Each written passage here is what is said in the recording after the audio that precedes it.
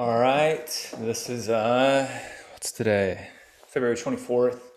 Today we are knocking out a gait analysis. So this is actually a colleague uh, of all of ours. So if you're a chiro, this is Keith, and we're gonna break down Keith's gait, and I'll play a little bit of the video that I sent you to him after we break it down. Keith was a pretty studly triathlete. Actually started out a swimmer, became a triathlete, pretty damn good triathlete. Struggled with bilateral medial shin splints, MTSS, for a long time. During that, that's kind of what knocked him out. And now he's trying to get back into running, and he is dealing with it again. So we did a little consult, and he gave me permission to share his gait analysis. So let's run through this.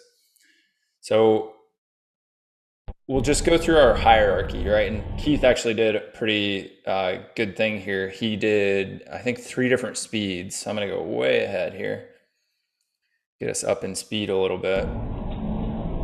So our hierarchy for this is what? That we want to see, first of all, verticality of his shin. So if we run through this and grab a frame where he is first making impact.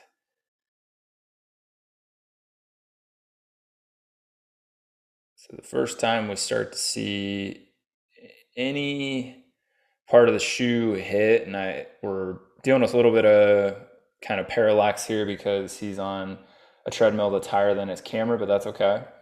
So if we draw an angle, let's use his treadmill to start the angle. We'll flip it around here. Take that up to his knee, take this out. If this thing would flip for me, there we go. I'll run that, actually, let's put it on the treadmill. And we're gonna run that from his tibial plateau through his ankle and use the treadmill. So saying 97 degrees, which is kind of interesting. So he is right at that 7-degree mark, right? So that's our cutoff of, we don't want to see any more than 7 degrees. 7 degrees would be the top of basically negative shin angle, where the lower shank is pointing back at the runner. So that's pretty easy to see on Keith. Now, if we knock out that angle, the other thing that we can see is he is on a really almost completely locked out extremity. This is where it gets tough, right? So the minimum for flexion is going to be around 35 degrees of knee flexion, 35 degrees, maybe a little bit less depending on how slow you're running. So the slower you run, the less knee flexion you're going to have. Because in walking, what do we get? During stance phase, we actually get terminal lockout of the knee.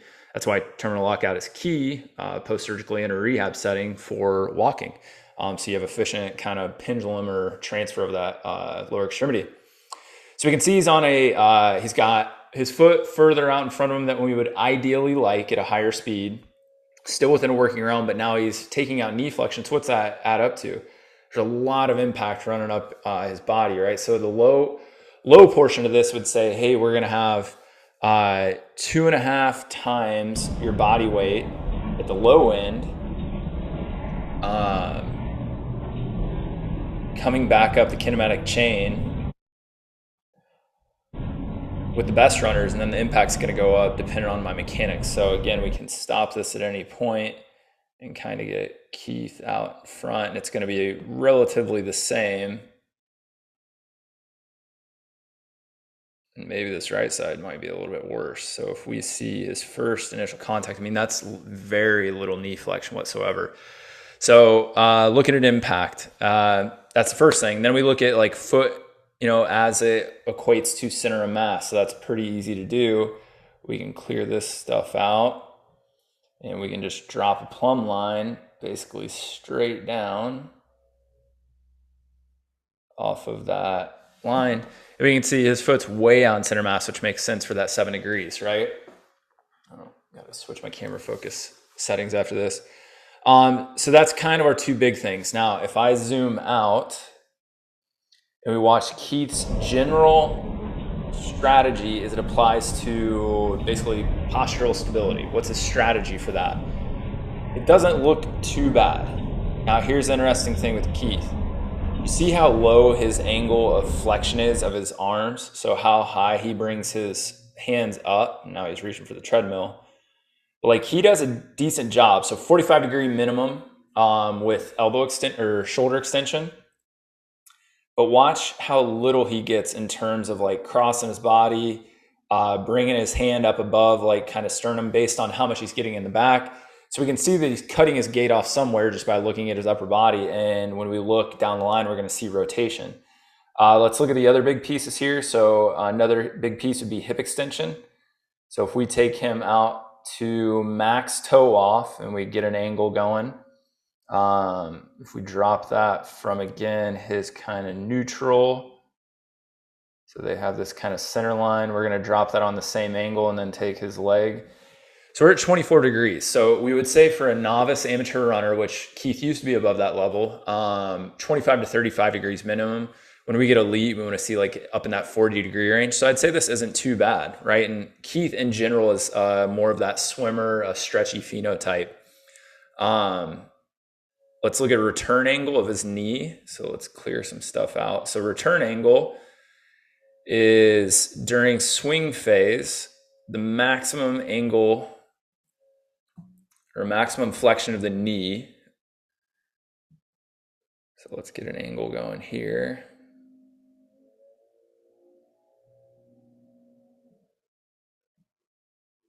So we're going to go from knee. So we can see that's around, I know we got two angles, 81 degrees. So we would want to see 90 minimum. So he's doing pretty good. 135 degrees is around our elite level. So that's pretty good. What we do see lacks is a little bit of like forward knee drive. So this is where he starts to kick out in front of himself. So can you see that?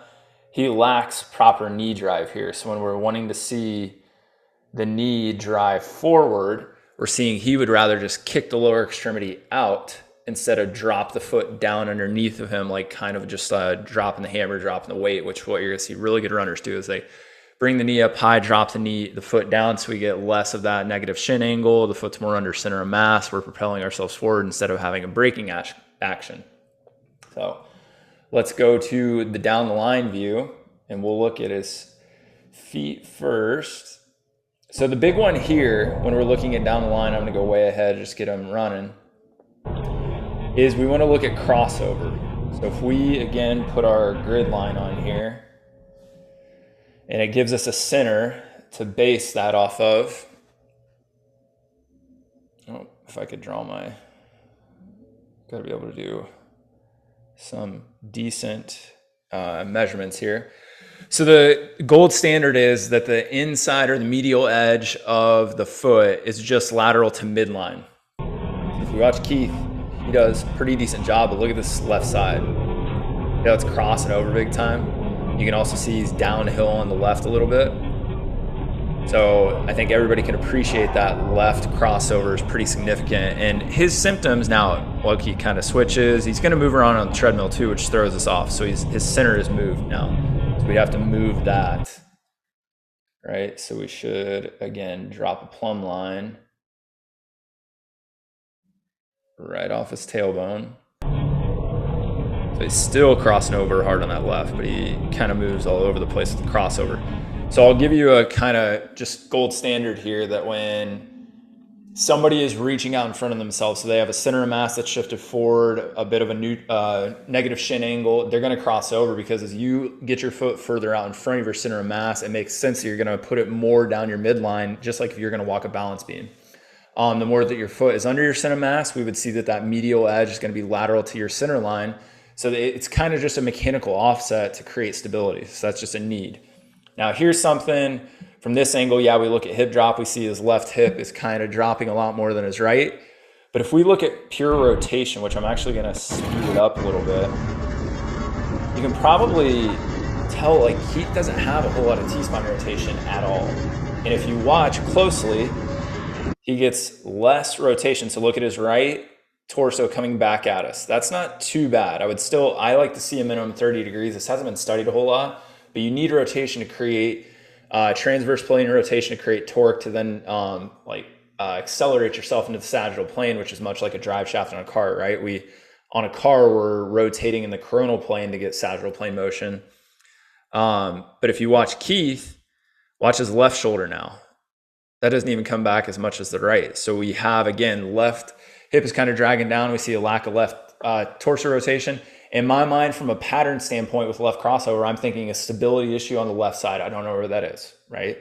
I would start central from a DNS perspective, but that's what I'm seeing when you see this play out is he's kind of dragging the left hip, he's swinging across the left side, doesn't get as much rotation. So it's like he's working harder on his right because his left just ain't keeping up with it. So there's a lot of things to work on now. I'm not a big fan of talking about the fixes from a coaching standpoint on Gait. I'm going to back out of here just to kind of close this out. I'm not a huge fan of talking about how do we change this from a Gait perspective because Gait is a high level skill. Yeah, it's a movement pattern. We do work on it. But with Keith, there would be a lot of things to explore, which we have explored, his phenotype. So he's a more stretchy runner. I've taught, there's a YouTube video on that I put out on, stretchy versus stiff runners. So phenotyping that runner. If I have a guy like Keith or a gal, man, we're going to try to stiffen some of the complexes, right? Through jump rope, plyometrics. But before I got to that piece, I better check on stability, both central and distal, or just strategy to make sure that he has the adequate components. Otherwise, if I put him into jump rope, single leg plyometrics, like that stuff, same stuff's going to show up that we were just looking at. Beyond that, we want to make sure that his aerobic engine is such that it can support all this stuff. But we're also seeing, a minute into a Gait analysis, all these things show up. We don't have to do something for 20 to 30 minutes to kind of see that threshold that I talk about a lot of, or your aerobic capacity kind of starts to get surpassed or dip below your muscular endurance, then you fall into these patterns. So we would imagine his pattern would just get worse the more fatigued he got, especially from a neuromuscular standpoint. So we will talk in the future about like coaching things and how to change. But for me, you want to go through your hierarchy. There's, we looked at kind of the big components of any Gait analysis there. Again, verticality of shin, foot center of mass, general postural strategy, which we saw some rotation stuff, hip extension, knee angle, return, knee drive, knee flexion at stance phase. Like those are all kind of what we're looking at. Didn't talk a lot about pronation, supination, because honestly, it's not that big of a deal right now, right? We have massive crossover, so we're not getting that nuanced. And yeah, that's kind of where I would go from on him. And then we would get into the exam and we could go through the typical exam. We could go through the runner screen, that I talk about in RX3, where we use parts of top tier SFMA, a lot of just kind of running specific things like pogo jumps, jump rope drills, things like that. And then some of the FMS and even the FCS, I've just kind of pulled different pieces. If I'm working with running specific stuff or I'm working with a super high level runner, it's just like if I was going to work with a golfer, like we're going to go through some different screening procedures depending on the skill level and the professional level. So let me know if you have any questions on that. If you do, post those questions in the Facebook forum like anything else so everybody can see them. And let me know if you have any suggestions for anything else you'd like to see on the residency. I'll see y'all later.